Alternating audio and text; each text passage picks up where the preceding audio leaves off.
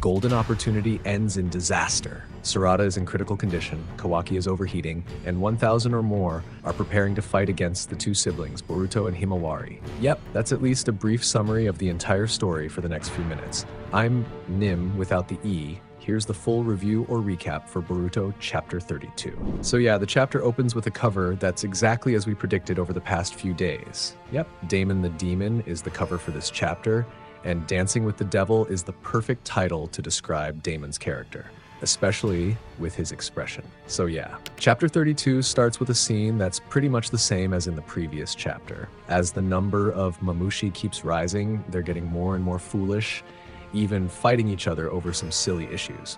But of course, amidst that situation, the Junin are still staying put while remaining on high alert. And considering that Konoha had previously prepared a final plan to eliminate the Mamushi by luring them toward Ida, where they'll be heading shortly, Sai orders the Junin not to stop or hinder them. At the same time, while the Mamushi were still fighting each other like idiots, Boruto appeared, not to attack or anything like that. Instead, Boruto would help them locate Ida. And since the Mamushi's original target was Ida, they didn't doubt it at all. Instead, they immediately took flight, following wherever Boruto went.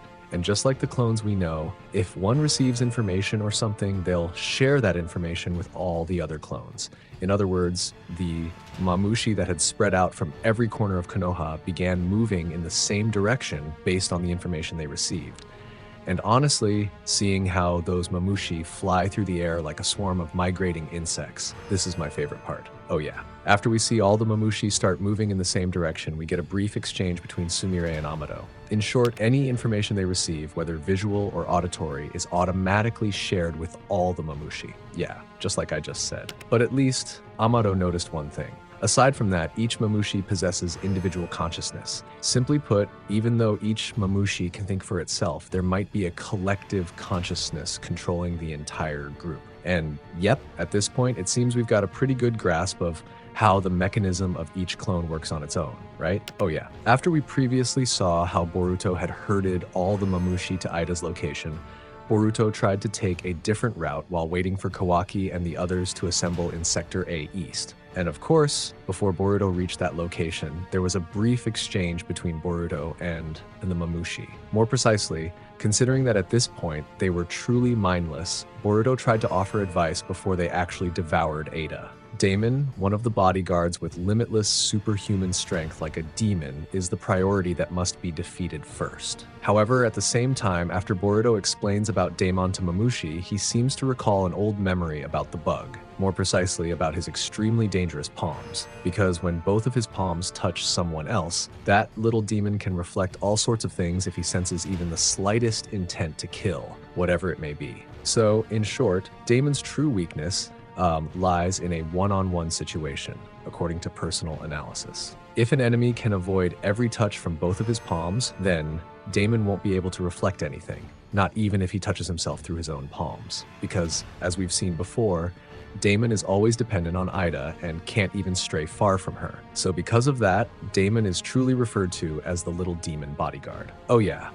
Hearing that explanation, Boruto immediately shared with the entire team that it seems Mamushi fully understands Damon's abilities, and even Ida mentioned that the Divine Tree, especially Bug, likely instinctively accesses Bug's memories. And shortly after, Inojin confirmed that a total of 200 Mamushi had appeared from various directions and were converging around Boruto. And at this point, it seems Shikamaru chose Sarada as the final executor. More precisely, Shikamaru would use the combined strength of various teams to reduce the number of Mamushi to roughly 50.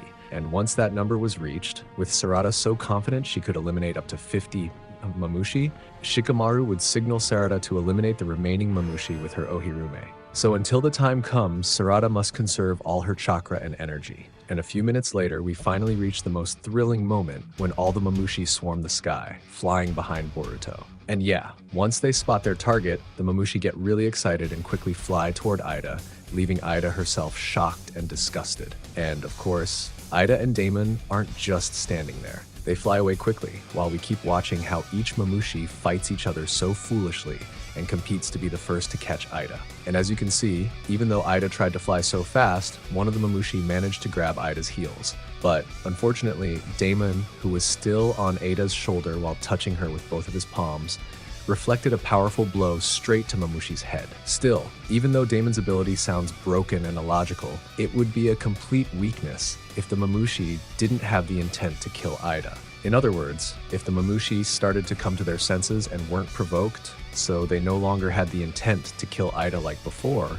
then Damon's ability wouldn't activate. And considering that the Mamushi's speed was increasing and they would be caught sooner or later, Damon asked Ada to fly lower so he could face them on the ground. And finally, an absolutely insane, thrilling scene unfolded as Damon leaped from Ida's shoulder, charging straight at them and brutally finishing them off.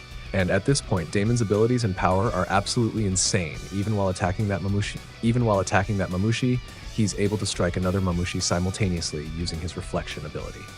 And of course, my favorite part is when he touches that Mamushi's shoulder with both palms, and instantly they shatter, and some even catch fire. Damn. But unfortunately, it wasn't over yet. Even though Demon instantly managed to destroy them, some remained because their intent wasn't entirely to kill. And yeah, it seems Damon's speed isn't something we can underestimate either. When a few Mamushi were about to get close to Ida, Damon quickly grabbed them and immediately beat them down. And whether this was part of the scenario or Damon's cleverness or not, he tried to provoke the Mamushi by stirring up their emotions. But I think that was part of Damon's plan, because when the Mamushi were provoked and voiced their intent to kill, Damon immediately grabbed Ada's head with both palms and instantly, for the second time, obliterated all the Mamushi surrounding Ida. The name of the Damon's ability is Imbeciles. And seeing just how insane Damon's ability is, Inojin confirmed that he'd reduced the number of Mamushi by half from 200, and that was in less than a minute. Like I just said, some of those Mamushi seem to already understand Damon's ability. He even warned the other Mamushi not to foolishly get baited by his taunts. But unfortunately, Boruto, realizing this, wasn't going to let it slide, because as their numbers dwindled, it would restore their ability to think clearly. So to prevent that, Boruto immediately slashed at the Mamushi's leader while warning them not to give the Mamushi time to speak or think. So yeah, a massive assault from each team was unleashed, starting with Mitsuki in Sage mode, Kawaki with the explosive power of his karma, and Himawari as well. And after Inojin confirmed that their numbers were rapidly dwindling, nearing 50, Shikamaru immediately ordered Sarada to use Ohirume as the final executor. But unfortunately, just as Sarada was about to pull all the remaining Mamushi into the black sphere, she ran out of chakra, causing her body to lose consciousness and collapse. With her right eye bleeding as she lost consciousness, Boruto swiftly caught her. And yep, this moment truly made the atmosphere even more tense and panicked. At that crucial moment when they were almost successful, Sarada ended up fainting and losing consciousness due to overusing the Ohirume ability. And of course, the craziest part was that while there were initially only a few Mamushi left, now they've split their bodies into even more, with fiery determination. And unfortunately, it turns out this failure was part of a technical glitch from a few moments earlier. When Inojin transferred his body to Lord Kobu, he had already cut off communication with several members of the operation. As a result, Shikamaru didn't know that Sarada had already used the Ohirume ability earlier. And even though this seemed like part of Mamushi's plot armor, at least Shikamaru didn't expect that using Ohirume just once would be enough to cause such a drastic draining effect. However, of course, this misfortune didn't stop there. When Kawaki, who had just unleashed a massive burst of power to destroy Mamushi, tried to use it again, his body began emitting hot steam, a clear sign of overheating. According to Amado, Kawaki had overused his power. But unfortunately, just as Amado ordered Kawaki to leave immediately, a powerful blow from Mamushi struck Kawaki's body. A mix of panic and hype hitting its peak when we see Mamushi multiplying like crazy, confirmed to have reached 1,000 while Sarada is in critical condition, a golden opportunity that turns into a great disaster, ending with Koji showing absolutely no reaction.